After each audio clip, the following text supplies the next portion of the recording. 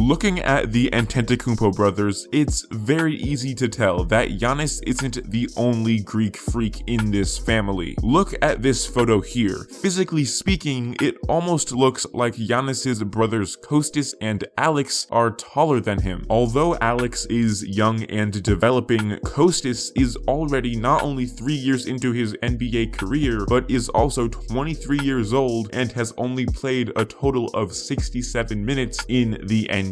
Standing at 6'10" and boasting a 7'2" wingspan, Costas seems to have all the physical gifts that so many people claim are the only reasons why Giannis is as good as he is. So what's going on with Kostas Antetokounmpo's career, and what can his rocky start as a pro player teach us about the narrative that Giannis's build is either the only reason or the biggest reason that he is as successful as he is? But before we get into it, just be sure to subscribe. I post NBA videos multiple times a week, and trust me, you are not gonna want to miss out on what I have coming soon. And with that, let's hop straight into this. Kostas Antetokounmpo first jumped onto the scene at the University of Dayton, where he came off the bench for the Flyers and averaged 5 points, 3 rebounds, and 1 block per game in only 15 minutes of playing time. Not great numbers. Costas plays more of a big man style of game compared to Giannis, which at the surface simply sounds like he's just a different type of player. But in reality, he's forced into playing this kind of basic and unskilled role because he is incapable of doing anything else. Costas shot an atrocious 13% from 3 on 0.5 attempts per game. He grew so known for having a bad jumper that when he reached the NBA, opposing teams were calling that his shots were gonna miss to his face as he was taking them in the middle of games. 8 of 11 shooting, made 3 threes, 5 assists, and a banker there from Costas.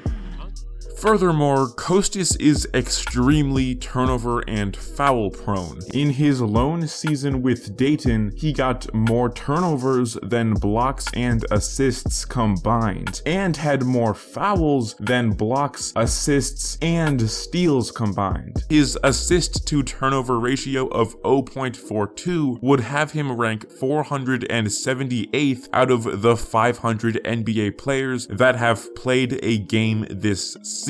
And keep in mind, he wasn't going up against NBA players, he was playing against college guys. These turnovers can come from trying to do too much from time to time, as he does try to dribble and move the way that his brother does, but he just simply can't. The two biggest positive elements of his game are his build and his effort. Usually, if you have an inhuman build and are willing to try really hard, that's at least enough to be a rotation NBA player. But look around, the game around us is changing. Skill is now essential for each and every role, and even beyond that, being able to know how to use your inhuman build is just as important as having it. Why do you think Antetokounmpo had so many fouls in college? It's because his arms are 7,000 freaking feet long, and if you're too aggressive with them defensively because you don't know how to control them, you're gonna hit someone, and he did. Time and time again. Looking at what he's done in the NBA, I am happy to say that he has found an identity as a traditional big man. He isn't trying to do too much and has been very, very active.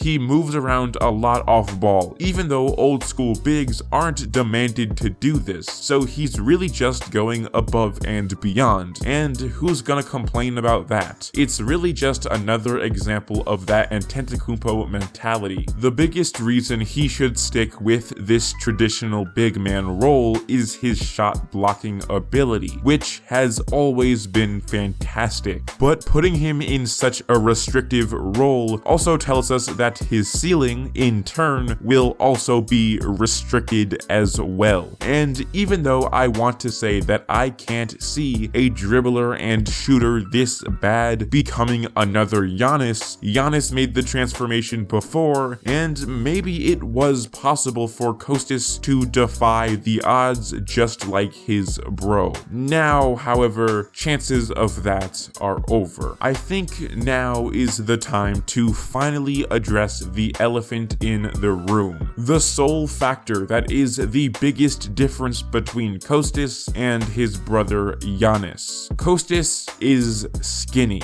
Like, really skinny. Not skinny for a traditional center, not even skinny for a modern day center. Just straight up skinny. It's especially important that Kostas bulks up because, well, just look at his game. He gets his points from jump hooks, post-ups, turnaround mid-rangers, layups, tip-ins, and alley-oops. He is seen as a shot blocker and a gritty, high-effort guy that battles for offensive boards. All of this stuff is super physical. Literally everything he does requires a ton of strength, and he has none of it. Some may say, well, he still has time to grow, but Kostas is 23 years old, 3 years into his career, and so far has made no progress. For reference, here's Giannis in year 1, and here's Giannis in year 3. Here's Kostas in year 1, and here's Kostas in year